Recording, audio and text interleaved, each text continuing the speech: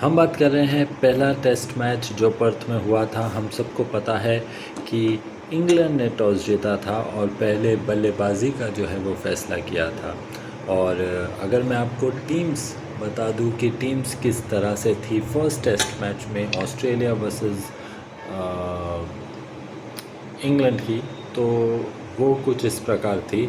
Australia की तरफ से उस्मान ख्वाजा, जेक वेदरलैंड थे, Marnus Labuschagne, Steve Smith, Travis Head, Cameron Green, Alex Carey, Mitch Starc, Nathan Lyon, Brendan Doggett और Scott Boland. और England की तरफ से Ben Duckett, Zak Crawley, Ollie Pope, Joe Root, Harry Brook, Ben Stokes, James Smith, Gus Atkinson, Brendan Carse, Jofra Archer और Mark would.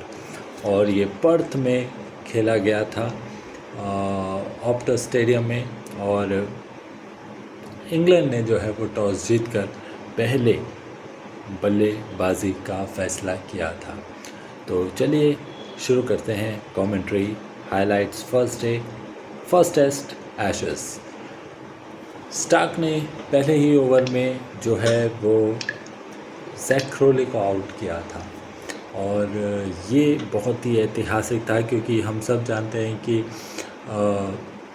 Mitch Stark हमेशा पहली over में कुछ ना कुछ विकेट लेते हैं, या तो पहली बॉल पे या पहले ओवर पे। तो बिना खाता खोले इंग्लैंड अपना पहला विकेट गंवा चुके थे। फिर डकेट और पोप बल्लेबाजी कर रहे थे। डकेट ने थोड़ी आतिशबाजी करने की शुरुआत की, एक दो फोर्स लगाए। और बोलैंड थे क्योंकि हम सब जानते थे पैट कमिंस और जॉस हेजलवुड नहीं थे। तो तकरीबन 6 ओवर के करीब डकेट और पोप ने अच्छी साझेदारी बनाने की कोशिश की, मगर फिर से स्टार्क की गेंद पर बेन डकेट जो है वो आउट हो गए और बेन डकेट सिर्फ 21 रन बना के आउट हुए। फिर रूट आए और पोप खेल रहे थे, तो ओली पॉप ने फिर एक दो शॉट मारने की कोशिश की, मगर मिच स्टार्क ने जो रूट का आउट करके दिखा दिया कि मिच स्टार्क बहुत बड़े खिलाड़ी हैं और बहुत ही शानदार गेंदबाजी कर रहे हैं। जो रूट बिना अपना खाता खोले पहले इनिंग में आउट हो गए। और उसके बाद डोगेट जो नए खिलाड़ी आए थे उन्होंने भी अच्छी गेंदबाजी करी थी। और दूसरी तरफ से मिच स्टार्क और बोलैंड की अच्छी गेंदबाजी हो रही थी। जैसे तैसे कर के ब्रूक जो है, हैरी ब्रूक ने थोड़ा एग्रेसिव खेलने की कोशिश की और उसका साथ दिया ओली पॉप ने। ओली पॉप और है ब्रूक जो है वो एक अच्छी साझेदारी करने की पूरी कोशिश कर रहे थे। और 13-14 ओवर में 65 रन्स के करीब 3 विकेट ही गिरे हुए थे। तो ऐसा लग रहा था कि शायद 200 के ऊपर जा सकती है क्योंकि पार्टनरशिप 28 और 30 की हो चुकी थी। ओली पॉप ने भी तकरीबन 40 के ऊपर रन बना दिए थे। और ब्रूक जो है वो भी 30 बॉल पे 20 रन पे खेल रहा था, मगर कैमरन ग्रीन ने ओली पॉप को आउट कर दिया 46 रन्स पे। 104 पे 105 पे 4 विकेट गिर गए थे। वहाँ से बोलैंड बहुत अच्छी गेंदबाजी कर रहा था और स्ट्रोक्स आए। बेन स्टोक को भी मिच स्टार्क ने आउट कर दिया और इंग्लैंड का 25 ओवर में 115 पे 5 विकेट गिर चुके थे। अब जेम्स स्मिथ और हैरी ब्रूक जो है वो बल्लेबाजी कर रहे थे। ब्रूक एक तरफ से एग्रेसिव शॉट लगाने की कोशिश कर रहा था, मगर पार्टनर कोई मिल नहीं रहा था क्योंकि कोई खड़ा था नहीं। जेम्स स्मिथ ने भी एक दो अच्छे शॉट्स खेले। 28 ओवर में 138 रन के करीब बन चुका था। यहाँ भी लगा कि शायद 200 के ऊपर पहुंच सकती है इंग्लैंड की टीम, मगर मिच स्टार्क को कुछ और ही मंजूर था। मिच स्टार्क अपनी आतिशबाजी गेंदबाजी में आतिशबाजी कर रहे थे और उन्होंने दिखा दिया कि वो one of the best bowlers है, one of the best pacer है इस पूरे क्रिकेट के हिस्ट्री कहूँगा क्योंकि हर टीम में वही सबसे सर्वश्रेष्ठ है।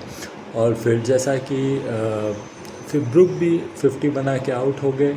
डोगेट ने पहला विकेट चटकाया और फिर एटकिंसन भी कुछ कर नहीं पाया। और एटकिंसन के विकेट के बाद मिचेल स्टार्क के 5 विकेट पूरे हो गए थे। स्कोर 168 फॉर 7 था। ब्रेंडन कास और जेम्स स्मिथ बल्लेबाजी कर रहे थे। फिर से लगा कि शायद एग्रेसिव में 200 हो जाएंगे, मगर ब्रेंडन कास भी 6 रन बना के आउट हो गए। और स्कोर 32 ओवर के बाद 168 फॉर 8 था। आर्चर और स्मिथ बल्लेबाजी कर रहे थे और जेम्स स्मिथ वहाँ से बहुत एग्रेसिव खेलने के चक्कर में वो भी आउट हो गए। 172 फॉर 9 हो गया। मिच स्टार्क के 6 विकेट हो गए थे और फिर मार्क वुड का विकेट एंड में गया। इस हिसाब से 172 पे ऑल आउट हो गई 33 ओवर में और मिच स्टार्क ने 7 विकेट लिए थे और पूरी इंग्लैंड की टीम में सिर्फ फर्स्ट इनिंग में ब्रुक ने 52 और ओली पोप ने 46 बनाए थे। अब इंग्लैंड को क्या करना था? इंग्लैंड को अच्छे बल्लेबाजी तो नहीं कर पाई थी, अब अच्छी गेंदबाजी करनी थी। और ऑस्ट्रेलिया को क्या करना था? उन्होंने इंग्लैंड को अच्छे से रोक दिया था। अब उनको कम से कम एक अच्छी लीड लेनी चाहिए थी, मगर फर्स्ट इनिंग के सूरत हाल जो थे वो अलग ही थे, क्योंकि फर्स्ट इनिंग में हमने देखा कि पहले दिन आपको याद होगा 19 विकेट गिरे थे, यानी ऑस्ट्रेलिया ने भी पहले इनिंग में कोई ख़ास कारनामा किया नहीं था।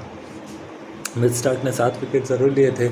लगा कि शायद इंग्लैंड फाइट बैक करेगी और इंग्लैंड ने किया।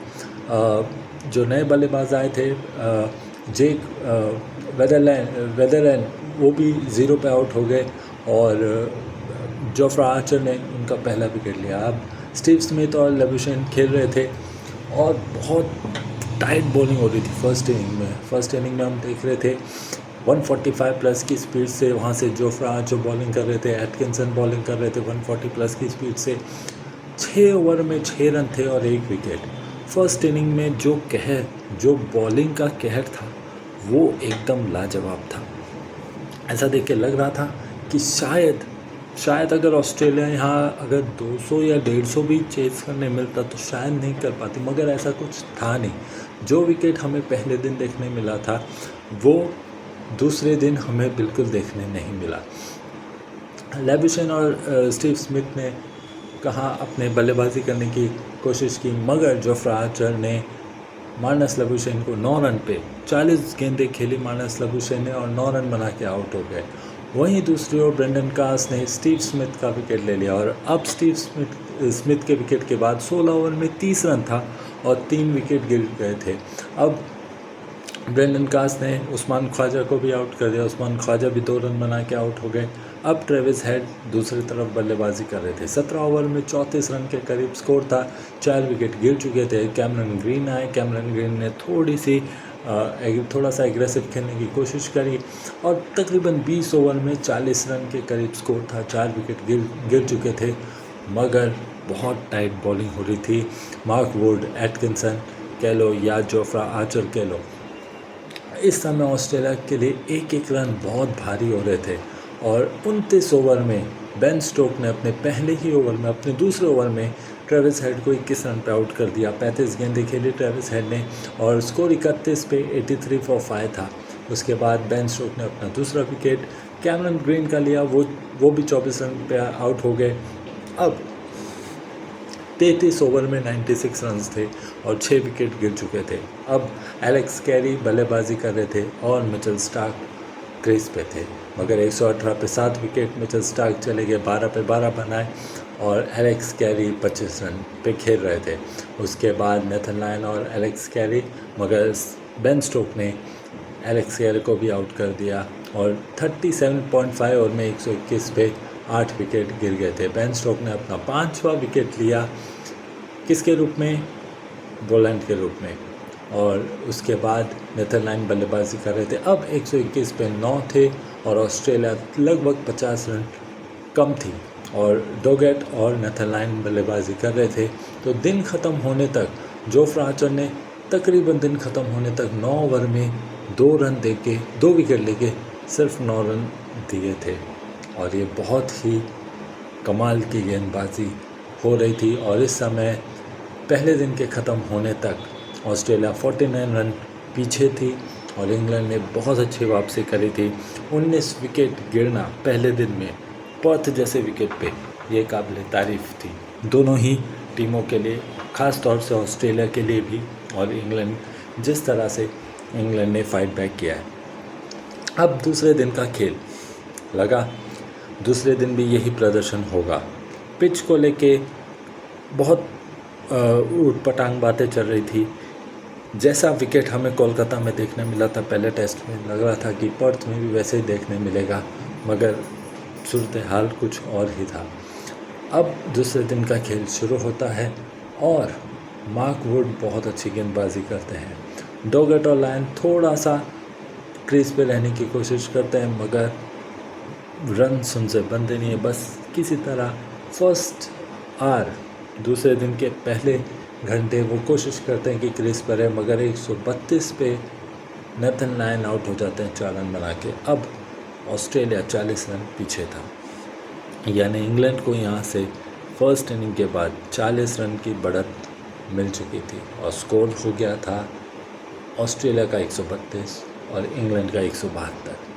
एलेक्स कैरी ने 26, कैमरन ग्रीन ने 24 और ट्रेविस हेड ने 21। अब बात सेकेंड इनिंग की जो इंग्लैंड की आती है। लगा ये 40 रन की बढ़त इंग्लैंड 200 के ऊपर या 250 के ऊपर ले जाएगा तो शायद जिस हिसाब से पिच थी इंग्लैंड को फ़ायदा मिलेगा, मगर एज़ यूजुअल अपने ऑस्ट्रेलिया की तरफ से बॉलर जो थे मिच स्टार्क, वो कहाँ रुकने वाले थे। याद होगा पहले इनिंग में के पहले ओवर में जैक रोली को आउट किया था 5वीं बॉल पे। दूसरे इनिंग में 4थी बॉल पे आउट किया जैक रोली को फिर से मिच स्टार्क ने। अब ओली पॉप और डकेट खेल रहे थे।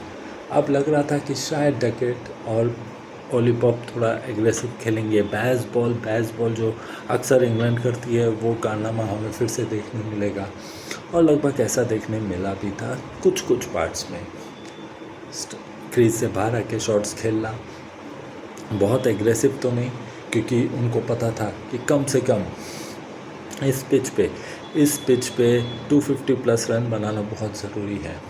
14 ओवर के करीब 60 रन स्कोर पे हो चुका था और बोलैंड ने फिर बेन डकेट को आउट किया था, मगर फिर उस समय बेन डकेट ने जो है वो रिव्यू लिया और पाया गया कि बॉल जो है वो स्टंप के ऊपर जा रही है। तो बहुत ऐसे DRS वाले डिसीजंस हुए और अंपायर्स कॉल को वापस से लेना पड़ा। बहुत इफ एंड बट्स चले, मगर ऑस्ट्रेलिया थी। ऑस्ट्रेलिया को पता था कि अगर हमें ये मैच जीतना है तो इंग्लैंड को 200 के अंदर रोकना होगा, ताकि मैक्स टू मैक्स 250 के अंदर का टारगेट मिलेगा तो ऑस्ट्रेलिया इसको चेस कर सकेगी। मगर इंग्लैंड चाहती थी कि 250 के ऊपर जो है वो रन्स जाए। फिर बोलैंड ने डकेट को ही आउट किया बाद में, और उसके बाद फिर जो रूट आए। जो रूट ने पहले इनिंग में तो कोई खाता खोला नहीं था। ओली पॉप फिर एक अच्छे फॉर्म में दिखे थे, मगर बोलैंड ने उनको भी आउट कर दिया, और तकरीबन जब ओली पॉप आउट हुए तो स्कोर 18.3 ओवर में 76 फॉर 3 था, और बोलैंड की तरफ से बहुत ही एग्रेसिव बॉलिंग हो रही थी। और हैरी ब्रुक को भी 0 पे, हैरी ब्रुक फर्स्ट इनिंग में 50 और सेकेंड इनिंग में 0। अब 19 ओवर में 76 फॉर 4 हो चुका था, और मिच स्टार्क ने जो रूट को फिर 8 रन पे आउट कर दिया, और अब 76 फॉर 5, 19.2 ओवर्स। लगा ये पिच बहुत ही टफ होने वाली है। फिर जेमी स्मिथ थे क्रीज पे, और बेन स्टोक्स थे, और मगर स्टार्क की बहुत ही अच्छी गेंदबाजी ऑस्ट्रेलिया को मजबूत स्थिति में रख रही थी, और इंग्लैंड से रन बन नहीं रहे थे। और फिर बेन स्टोक को भी मिच स्टार्क ने आउट कर दिया, और जब बेन स्टोक आउट हुए तब 88 फॉर 6 था 24.4 ओवर्स में। अब जेमी स्मिथ और एटकिंसन खेल रहे थे, 100 रन पूरे कर दिए थे। एटकिंसन और स्मिथ ने थोड़ी पार्टनरशिप बनाने की कोशिश करी, मगर वहाँ से मिचेल स्टार्क जो है अपनी तेज़ रफ्तार की गेंद डाल के परेशान कर रहे थे, और एटकिंसन को भी आउट करके जो है दिखा दिया कि Mitch Starc one of the best bowler है। डोगट को भी पहला विकेट मिला, और उसके बाद ब्रेंडन कास और एटकिंसन खेल रहे थे। स्कोर 114 पे 7 था। 29 ओवर हो चुके थे, 131 पे 7, और ब्रेंडन कास कोशिश कर रहे थे कि थोड़ी पार्टनरशिप बने, और लीड जब ये खेल रहे थे 131 पे, तो लीड ऑलमोस्ट 180 हो चुकी थी। और एटकिंसन और कार्स ने थोड़ी पार्टनरशिप बनाने की कोशिश करी, थोड़ा एग्रेसिव खेलने की कोशिश करी, 4 और 6 करते गए, मगर वहाँ से जो है स्कोर जब 154 हो चुका था तब डोगेट ने ब्रेंडन कास को भी आउट किया। ब्रेंडन कास सिर्फ 20 रन बनाए थे और जो इंग्लैंड का जो स्कोर था वो 156 फॉर 8 था। जोफ्रा आर्चर ने भी अपने बाजुएं खोलने की पूरी कोशिश करी और 160 फॉर 8 के बाद बहुत ही शानदार कैच पकड़ा स्टीव स्मिथ ने और डोगेट को 3 विकेट मिले और स्कोर 160 फॉर 9 हो गया था। वहीं एटकिंसन 37 पे खेल रहे थे। मार्क वुड भी थोड़ी बहुत कोशिश कर रहे थे कि एग्रेसिव खेल के 250 प्लस ले जाया जाए, मगर 204 पे जो है कहानी रुक गई। 204 का टारगेट मिला। टोटल 164 पे इंग्लैंड सेकेंड इनिंग आउट हो गई 34.4 ओवर्स, यानी 34.5 33 मेरे ख्याल से 172 पहले बनाए थे कुछ 33 ओवर्स में और फिर 34 ओवर्स में 164 बनाए थे। अब स्कोर 204 का टारगेट था। अब इंग्लैंड ने सोचा अच्छी गेंदबाजी करके आउट कर सकते हैं, मगर यहाँ ट्विस्ट ये था जब ऑस्ट्रेलिया ने पहले बल्लेबाजी करी थी तो पहले बल्लेबाजी में कौन आए थे?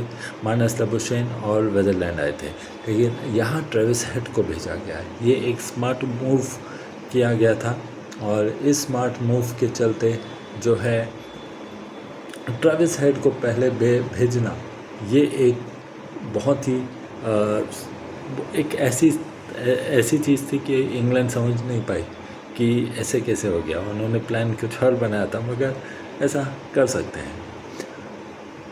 अब ट्रेविस हेड और वेदरलैंड बल्लेबाजी करने उतरे थे और जो एग्रेसिव क्रिकेट ऑस्ट्रेलिया ने खेला है काबिल तारीफ है। 9 ओवर में 50 हो चुके थे।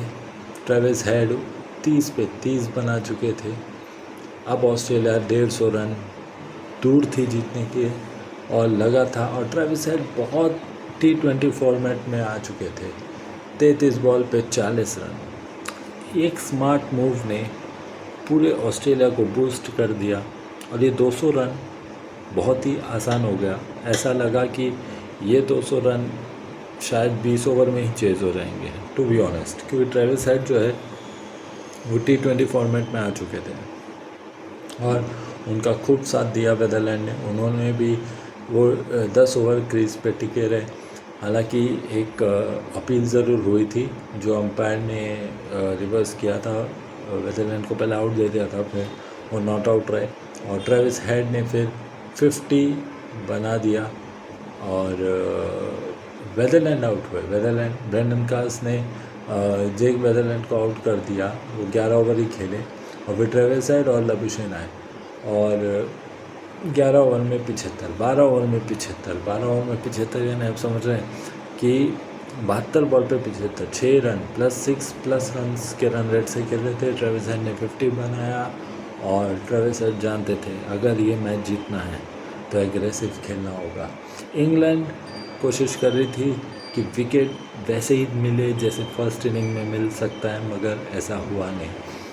सेकेंड इनिंग देखा जाए तो इंग्लैंड को पूरी तरह से बर्बाद कर दिया ट्रेविस हेड ने। इंग्लैंड की टीम को सोचने समझने का बिल्कुल भी मौका नहीं दिया और ट्रेविस हेड ने बहुत एग्रेसिव खेला। लबुशेन को भी हिम्मत आई, उन्होंने भी वनडे फॉर्मेट की तरह खेला। 18 बॉल पे 12 रन पे खेल रहे थे और 17 ओवर में ही 100 रन कूद चुके थे और सिर्फ अभी 100 रन का रिक्वायर्ड था और 3 दिन बाकी थे। ये दूसरे दिन की कहानी है, अभी और 3 दिन बचे थे, मगर ट्रेविस हेड को लगा नहीं, हमें तीसरे दिन तक लेके नहीं जाना, हमें ये दूसरे दिन ही जो है वो खेल को ख़त्म करना है। ट्रेविस हेड सेम अपने एग्रेसिव मोड में थे, T20 फॉर्मेट में थे, T20 मोड में थे और पार्टनरशिप 47 पे 53 हो चुका था।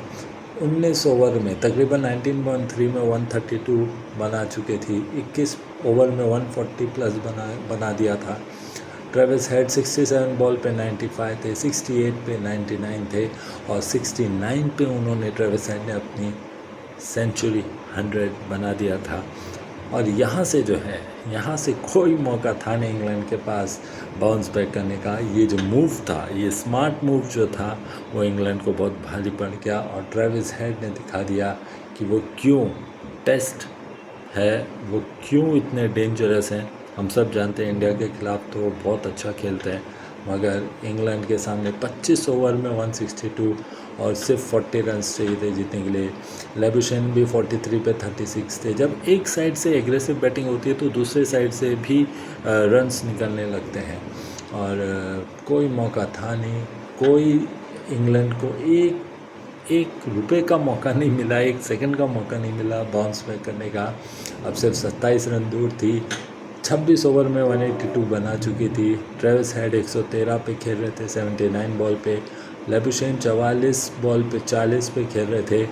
और तकरीबन 50,000 की ऑडियंस थी डे 2 में। और टारगेट सिर्फ 205 का था।